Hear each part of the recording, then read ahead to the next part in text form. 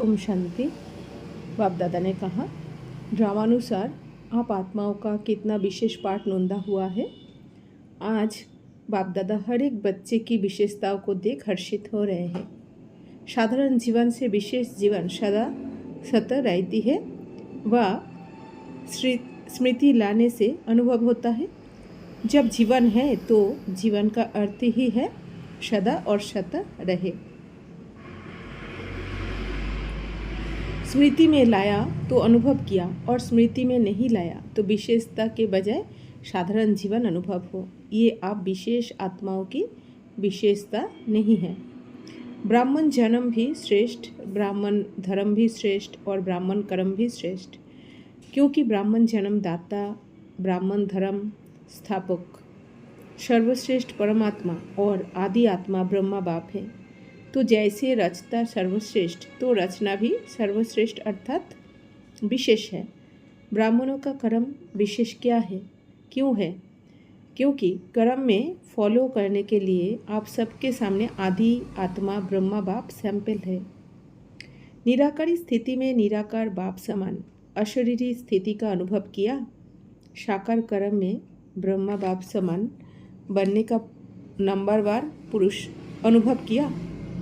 तो विशेष जीवन का आधार विशेष जन्म, धर्म और श्रेष्ठ कर्म है। जैसे लौकिक जीवन में भी अगर किसी आत्मा का जन्म विशेष राज परिवार में हो, राजकुमार हो व राजकुमारी हो, तो ये विशेषता जन्म की होने के कारण हर समय सदा और सतत रहती है।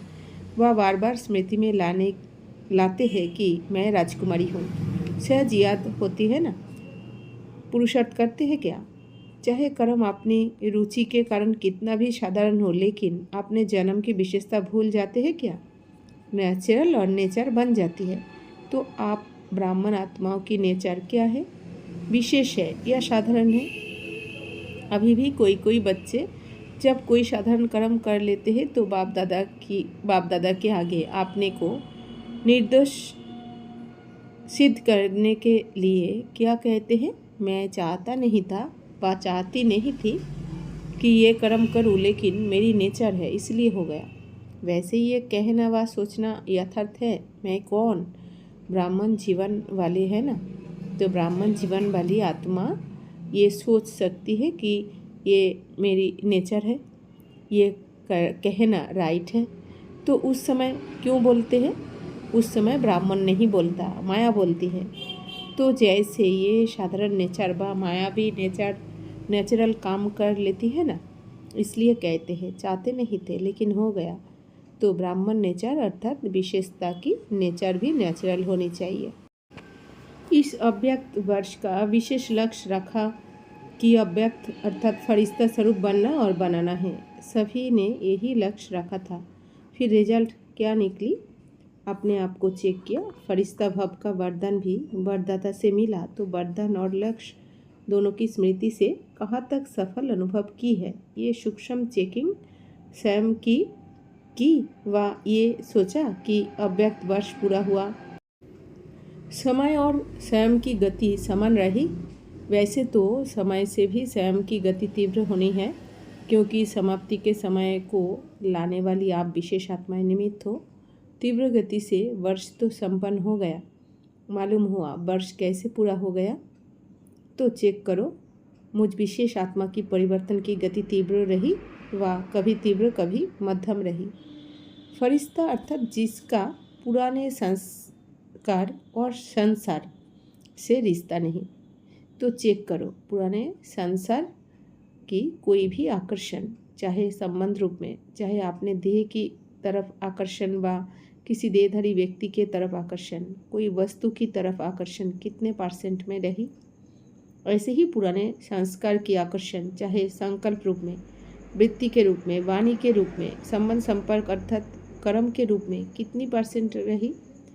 फरिश्ता अर्थात डबल लाइट। तो निजी लाइट स्वरूप स्मृति स्वरूप में कहाँ तक रहा? साथ साथ लाइट अर्थात हल्कापन, स्व के परिवर्तन के पुरुषार्थ में कहाँ तक लाइट अर्थात हल्के रहे? मन अर्थात संकल्प शक्ति में व्यर्थ को समर्थ में परिवर्तन करने में, अर्थात व्यर्थ के बोझ को हल्का करने में कहाँ तक सफल रहे। इसी प्रकार व्यर्थ समय, व्यर्थ संग, व्यर्थ वातावरण, इस सब से कहाँ तक परिवर्तन करने में हल्का रहे। ब्राह्मण परिवार के संबंध में, सेवा के संबंध में कहाँ तक हल्के रहे। इसको कहा जाता है फरिश्ता बन के तीव्र गति की स्थिति। इस विधि से चेक करो और भविष्य के लिए चेंज अर्थात परिवर्तन करो। अपने ब्राह्मण जन्म की विशेषता को नेचुरल नेचर बनाना, इसको ही सहज पुरुषार्थ कहा जाता है। सिर्फ एक विशेष आत्मा हूँ, इस स्मृति स्वरूप में स्थित हो जाओ तो पाप समान बनना अति सहज अनुभव करेंगे, क्योंकि स्मृति स्वरूप से समर्थि स्वरूप बन जाते हैं। बाप दादा रिजल्ट तो देखेंगे ना, तो रिजल्ट में यथाशक्ति मेजॉरिटी है और सदा शक्तिशाली यथाशक्ति के मेजॉरिटी में माइनॉरिटी है। ओम शांति।